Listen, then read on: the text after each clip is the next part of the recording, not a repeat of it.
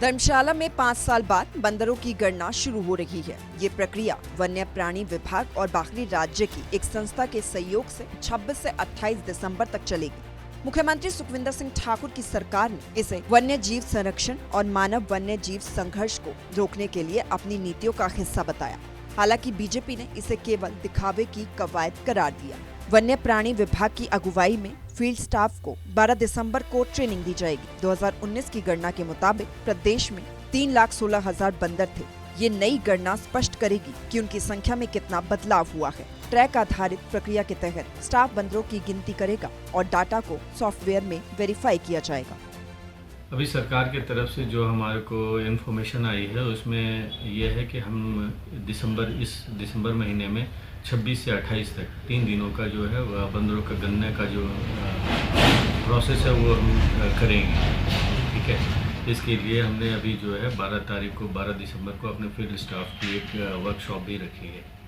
ये workshop normally जब हम कोई मंकी एस्टिमेशन का जो अभी प्रोग्राम है, जब हम इस तरह के कोई प्रोग्राम करते हैं तो इसके पहले हम नॉर्मली अपने स्टाफ को जो है थोड़ा सा ट्रेनिंग देते हैं कि क्या करना है, कैसे करना है, किन बातों का ध्यान रखना है।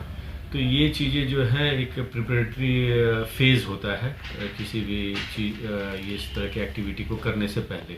तो वही जो है हम अभी 12 तारीख को, ताकि हमारे स्टाफ जो है जब फील्ड में ये काम करें तो उनको पता होना चाहिए कि हाँ क्या करना है, कैसे करना है और कोई गलती की गुंजाइश ना रहे। बंदरों की जो गणना जो हम करने जा रहे हैं ये पूरे प्रदेश में करने जा रहे हैं।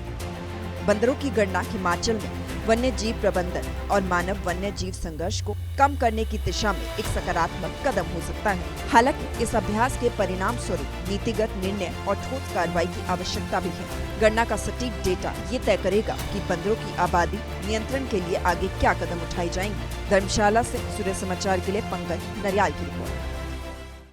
धर्मशाला में 5 साल बाद बंदरों की गणना शुरू हो रही है। ये प्रक्रिया वन्य प्राणी विभाग और बाहरी राज्य की एक संस्था के सहयोग से 26 से 28 दिसंबर तक चलेगी। मुख्यमंत्री सुखविंदर सिंह ठाकुर की सरकार ने इसे वन्य जीव संरक्षण और मानव वन्य जीव संघर्ष को रोकने के लिए अपनी नीतियों का हिस्सा बताया। हालांकि बीजेपी ने इसे केवल दिखावे की कवायद करार दिया। वन्य प्राणी विभाग की अगुवाई में फील्ड स्टाफ को 12 दिसंबर को ट्रेनिंग दी जाएगी। 2019 की गणना के मुताबिक प्रदेश में 3,16,000 बंदर थे। ये नई गणना स्पष्ट करेगी कि उनकी संख्या में कितना बदलाव हुआ है। ट्रैक आधारित प्रक्रिया के तहत स्टाफ बंदरों की गिनती करेगा और डाटा को सॉफ्टवेयर में वेरीफाई किया जाएगा। अभी सरकार की तरफ से जो हमारे को इन्फॉर्मेशन आई है उसमें यह है कि हम इस दिसंबर महीने में 26 से 28 तक 3 दिनों का जो है वह बंदरों का गणना का जो प्रोसेस है वो हम करेंगे। ठीक है, इसके लिए हमने अभी जो है 12 दिसंबर को अपने फील्ड स्टाफ की एक वर्कशॉप भी रखी है। ये वर्कशॉप नॉर्मली जब हम कोई मंकी एस्टिमेशन का जो अभी प्रोग्राम है, जब हम इस तरह के कोई प्रोग्राम करते हैं तो इसके पहले हम नॉर्मली अपने स्टाफ को जो है थोड़ा सा ट्रेनिंग देते हैं कि क्या करना है, कैसे करना है, किन बातों का ध्यान रखना है। तो ये चीज़ें जो है एक प्रिपरेटरी फेज़ होता है किसी भी चीज़ ये इस तरह की एक्टिविटी को करने से पहले।